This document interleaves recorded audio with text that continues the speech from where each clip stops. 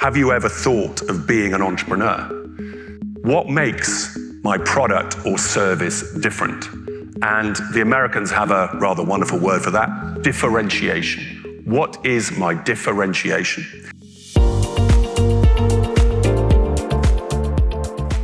So look, it's wonderful to be here. I'm going to talk to you for about 20 minutes, just under, and give you time to ask some questions. But the main thing is, have you ever thought of being an entrepreneur? Now, the most extraordinary thing about that is that in this room of very, very bright people, on average, only 2 or 3 of you will ever become entrepreneurs. You're probably going to be bankers, doctors, engineers, work for big businesses, whatever it is, all great careers. But what this country needs is people like you to become entrepreneurs. UK GDP, UK PLC needs you. And so I will talk about that a bit later. So why am I here? Well, I don't want it to be 2%, I want it to be 10%. And you may look at those people up there, at Musk, at Jobs and Branson, Oprah Winfrey, and think they're hugely charismatic people, lots of energy, very creative. And that is true, but I'm just a normal guy, and I managed to be an entrepreneur. I'm probably not very dissimilar from you, so you could do it too. Coincidentally, I'm also a fellow of the RGS, and I've been here 3 times, and I listened to Edmund Hillary, who's the first person to climb Everest. I listened to Reinhold Messner, who's arguably the greatest climber of all time, and I heard Chris Bonington, arguably the greatest British climber of all time. And what united all those people is that they knew from a young age they wanted to be climbers. Now, for me, I had no idea what I wanted to do until perhaps the age of 27. So there's still plenty of time for you to decide. Forgive me then if I just talk a little bit about myself so you know the sort of journey, if you like, that I went on. I went to Bradford Grammar School in West Yorkshire. I scraped into Cambridge to read classics. I spent most of my time playing rugby. And then in my final year, I panicked because I hadn't really thought about what I wanted to do. And like all moderate classicists, I became a teacher. For a couple of years, I taught at Harrow. And then I went to Bain & Company, a US strategic consultancy firm. And I was advising the CEOs of multinational businesses how to roll out their strategies, which was pretty crazy because I knew very little. But I'd been there for 3 years. And one day, I went for lunch with my mate, Nick. And Nick said to me over lunch, he said, I have this brilliant idea. I'm going to set up a mail-order shirt business. There's no internet, just catalogs, a mail-order shirt business. And I thought for a second, and I said, well, that sounds like a good idea. Shall I do it too? And he said, yeah, all right. And that was it. That one lunchtime discussion changed my entire life. Now, the reason I tell you that story is because you never know when an opportunity will arrive that may change your life. So you may have decided, I'm going to be a lawyer, I'm going to be an engineer, whatever it is. But one day maybe someone sitting next to you, maybe someone you were at school with, someone at university, someone in your first job, they may say, what do you think? Just be open to that. So assuming I've been able to persuade you that a business is a good idea, what's the most important question you need to ask before you start your own business? What makes my product or service different? And the Americans have a rather wonderful word for that, differentiation. What is my differentiation? Now, I don't have long to talk to you, so I'm just going to pick out one example. If you take the retail environment, it's been completely changed by Amazon. They've decimated businesses. So what is their differentiation? And when I ask this question, lots of students say, well, you can buy anything from them. But that's not differentiation because you can buy those things from someone else. Then they say, well, it's cheaper. And actually, in reality, it isn't cheaper. But the one thing that makes them truly different from everywhere else is their service proposition. You can order on a Monday morning, it arrives in the afternoon. You can order Monday, it maybe gets there Tuesday. That's completely changed the retail environment. You don't have to get in your car. You don't have to use lots of petrol. You don't have to pay for your parking. Amazon have changed everything. So the one thing, though, to ask you about, and if you remember nothing else about my talk, remember this. What is your differentiation? So I was in charge of graduate recruitment at Bain & Company. I've recruited then people all my life in the businesses that I've worked in. And I can tell you, I've looked at thousands of CVs. And everyone's got an A and an A star. Everyone's been to Oxbridge or Russell Group universities. Everyone played first 11 hockey, first 15 rugby. Everyone's got a grade 8 at piano.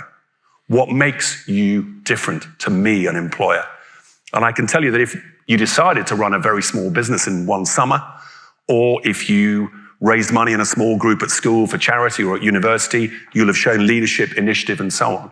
So think about that. What makes me different too? So what was my first business? So I was in my year off, and I had probably my only creative idea ever, that I would take aerial photographs, well, not me personally, but I would get someone I knew from school to take photographs of Yorkshire villages, and I would go around from door to door, knock on people's doors, and try and sell those pictures. So what I did was I went off to Grassington, up in the Yorkshire Dales, and by lunchtime, I'd sold 50. I was selling them for £3. My mate, the photographer, got £2. I got £1. Then at lunchtime, I thought, well, hang on, I've sold them all for £3. Why don't I sell them for £5? I got £3. He still got £2. And I sold them all in the afternoon. So there I was with £200 in cash. And because of inflation, in today's money, that was £1,000 in cash. One day's work in my pocket, £1,000 of cash. So what was my differentiation there? Well, it was a new idea. It was value for money. It was direct sale. You got it straight away. So I was delighted. I went to university. I blew my 200 quid pretty quickly, but I knew next summer I could come back and do the same again.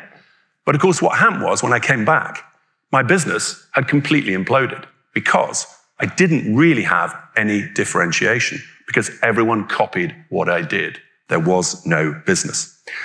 So 1990 then, I leave this moderately successful job, and I set up Charles Tyrwhitt with my mate, and what are we selling? We're selling shirts, suits, ties, shoes, all that sort of thing. Not very different. What was our differentiation? Well, we reckoned value for money, but the most important thing was this. What we did was we sawed a hole in the floor of our office up on Ladbroke Grove, and I went downstairs and I moved the warehouse downstairs. We built our own ladder. And I spent all my mornings and afternoons in the basement. My business partner, Nick, he was the senior partner, upstairs with natural daylight, taking phone calls, faxes, post, entering orders, and they would come down in the basement. I'd run round, pack it, throw it up through the hall, and he would run down to the post office and post it. So we were Amazon. We were getting goods to people within 24 hours. And that's what made us different in the start. Now, I'm going to ask you some questions. Had we chosen the right product? So here we are. I hope my mic is still going to work. So you've got Nick and Pete, and we started in 1990, and we were £200 million of sales. Then there was Sir Charles Dunstan, started in mobile phones, 12 billion sales. And then in the same year also, Michael Dell, 45 billion pounds of sales. Now you have to put your hand up for one of these. So who thinks Nick and Pete chose the right company? Anybody think we chose the right company? Nobody. Quite right. Charles Dunstan, mobile phones. Any takers? One. And Michael Dell. Now you all have to put your hands up. You can't just sit there not do it. Okay. So everyone thinks Michael Dell. Okay. So here's the thing for you. How many people here are going to admit they've got a Nokia phone? Who's got a Nokia phone? Anyone going to admit that? Yeah, same person, yeah. 10 years ago, Nokia was the #1 brand in the world. Anyone a little bit older got a BlackBerry? No BlackBerry. 14 years ago, BlackBerry was #1. And whatever happened to Lord Alan Sugar's Amstrad went spectacularly bust. Compact computers went bust. WAN computers went bust. If you choose a very sexy industry, the problem is, so does everyone else. Why don't you just be boring like Nick and I and just choose something that nobody else wants to do? And then you could be successful. The point is this, though, I'm slightly joking about it, but the point is this, you do not have to think of a brand new sexy product to be successful or service. What you do need to think about is doing something in a different way to somebody else. Think of Uber, hailing taxis. Dull idea, but, okay, it's never made a profit, but it's made a big impact. It's changed the way we get our taxis. So your idea does not have to be sexy and brilliant, just maybe is a way of doing something differently. So CT, we grew pretty quickly. Unfortunately, of course, when you grow very quickly, you start making mistakes. So what mistakes did I make? Well, the first one was low-cost people. I completely thought, here are my sales, here are my costs. The less I pay my staff, of course, the more money I'm going to make. And then something strange happened. We started employing graduates who had just come away or people in their summer holidays at university. And of course, they did the job 3 times as quickly as the low-cost people. They didn't make any mistakes. But the most important thing was that actually they had great ideas, better than the ideas that we had. So actually, the most important thing when you start your own business is get the best possible people you can get. What else? Investing in tech. I write yuck there. I am terrible at tech. I can barely turn my computer on. I loathe it. I hate all the expense. But luckily, my business partner, Nick, loves tech. And we're on about our 11th website. We spent tens of millions of pounds. But by doing that, we have a differentiation over our competitors because we do have a world-leading website. And that's what's led to us being pretty successful. The other problem is that your differentiation changes. So we were doing direct, we were doing high service proposition, we were value for money. So what did our competitors do? Well, they did exactly that. They went into direct, they brought their prices down. So what did we do? Well, we had to have our own store on Jermyn Street. So we went into retail. And we did that to attack them in their heartland, but also from a brand point of view. And that's when the big problems start. I put hubris up there. I always write that word down because Boris Johnson uses it as well. And I think he's probably a prime example of hubris, a great campaigner, but a useless leader. Sorry, that's just my view, not to be shared necessarily outside this room, although I've just remembered you are recording everything. So what was our hubris? Well, we'd made $500,000 profit. 6 years in, we made £500,000, just the two of us. £500,000, unbelievable. So we decided we were going to be number 1 in the world. And of course, what we should have done was we should have gone to America. But what we decided to do was go to Japan because they loved British clothing and they loved mail order. So we went to Japan, and I love the Japanese people. I think they're absolutely marvelous. We had these incredible shirts. There was just one problem. The Japanese people were just a bit too small. And none of the shirts fitted, and we lost our £500,000 in 6 months. Unbelievably stupid by us. So we retrenched, we came back to the UK, we started making money again, and we thought, right, let's do Germany. We're much too clever. Let's do America. No, let's do Germany, because they love British clothing, and they love mail order too. So this fantastic catalogue arrives on their desks. It arrives on my desk, and I look at it. Amazing shirt, matching tie, pair of sterling silver cufflinks. This is fantastic. And then I looked at the cufflinks. I don't know what your history is like, but they were cufflinks of a Supermarine Spitfire. Now, you could therefore say, God, that's the end of our business in Germany. But no, the Germans, they're fantastic. They said, British humor. They thought that was amusing. And actually, they bought loads of Spitfire cufflinks. Absolutely incredible. Anyway, look, finally we got to America. We got to America at last. I don't know if you watched the movie The Big Short about the 08-09 crash. If you haven't, you must watch it. And we had 2 stores there. We had one in the Lehman building, and we had one in the Bear Stearns building. And one day, all our customers just never came into work. And that's the thing about running your own business, is you need a bit of good luck, and sometimes you'll have really, really bad luck. But what was the main learning from that? Because while we were messing around internationally, our competitors were eating our breakfast, lunch, and dinner, is that you must focus on what you are best at. Focus on what you're best at and don't be distracted. So I'm chairman now of a women's fashion wear business called Me&M, which we've just sold to venture capital. And the one thing I always said to Claire, the very talented founder, she'd have lots of ideas. I'd say, Claire, that's a great idea, but we're not doing it because we're just going to focus on what we agreed to do. And we had our dinner, sort of celebratory dinner, and she said, Pete, I've got to thank you for keeping me focused all the time. So here is the nub of my talk. Why would you run your own business? What possible reasons would there be? Well, you are your own boss. Every single thing you do matters. I remember vividly when we just started, I rang our supplier in Hong Kong. I negotiated £1 off a shirt. It took me 10 minutes. That made us £100,000 extra profit.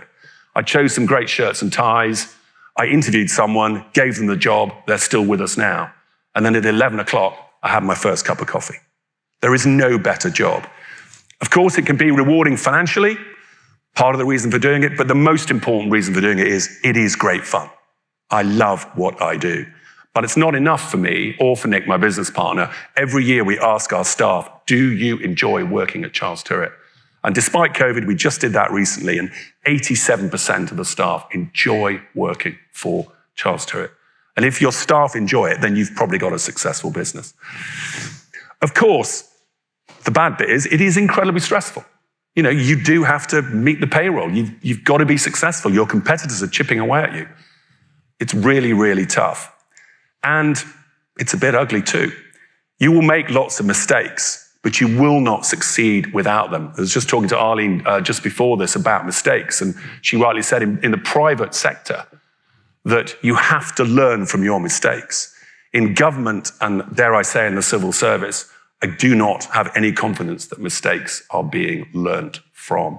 But you have to learn from them because you won't succeed without them. Just do not make the same mistake twice. Finally then, most importantly, UK PLC desperately needs you. And this is why I'm here. I think being an entrepreneur is the best job. I think I realized all the good, the bad, and the ugly very early on. What I didn't realize was how important it was for small businesses to make the difference to the whole country. So, job creation. You know, we've created thousands of jobs here in the UK, but also in the developing world. We have increased social mobility. So I'll give you one example of a guy I sat next to in the office earlier this week, and he's very happy for me to mention this. Lewis left school at 18. He's mixed race. He had no idea what he was going to do. We recognized his ability. We've invested in him, and he has rewarded us that 11 years later, he's number 2 in our retail division, and he's responsible for a £27 million business. Didn't go to university, got some A-levels. He runs a £27 million business, age 30. That's amazing. That's what happens when you have entrepreneurial businesses. Of course, you get innovation. So we have, forced our suppliers to do non-iron technology. We've forced them to do sustainable technology. We share information with other businesses so that they can learn from us and we from them, so that we can then create more jobs. 55% of our sales go overseas, exports. So we're helping the balance of payments. Most importantly, we pay our taxes. We don't faff around, we just pay our taxes. Because that's what pays for the NHS, for the police, and for the education. My final rant, and I have one more question for you. 52% of UK GDP comes from small to medium-sized enterprises. So you would think that the government would make that a priority. You know, after health and education, what's the most important thing? It's having a thriving business environment. And here's the question for you. If anyone can get this, I'll be amazed, because I did not know the answer. Who is the minister for small businesses? Who is the minister for small to medium size? You know. Oh, genius, genius. Paul Scully, well done. I have to say, I'd never heard of him. I did look him up. He seems like a very nice chap. He did run a PR company once. Should he be in charge of 52% of UK GDP? I mean, maybe he can be a part of it, but that's just bonkers. That is bonkers. The government has to sort it out. Why? Because SMEs employ 16 million people. We're the largest employer in the country. And, how will Rishi Sunak pay back our 2.3 trillion of debt? And since I wrote this speech and interest rates have gone up, it's probably 2.4 trillion of debt. The only way to do that, we can't borrow any more money, is for small to medium-sized enterprises to sell stuff, products that people want and pay taxes. So, imagine then, instead of 2% of you setting up your own business, that maybe 10% of you do. That would be fantastic for our country. But just remember this. Just when somebody says to you, how about this for a business idea? Just think, yeah, okay, maybe I'll do that. Thanks very much.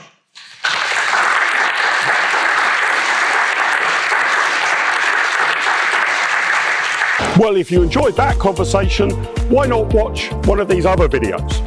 And while you're here, remember to hit the subscribe button and the notification bell. That way, you'll never miss out on a single IEA broadcast.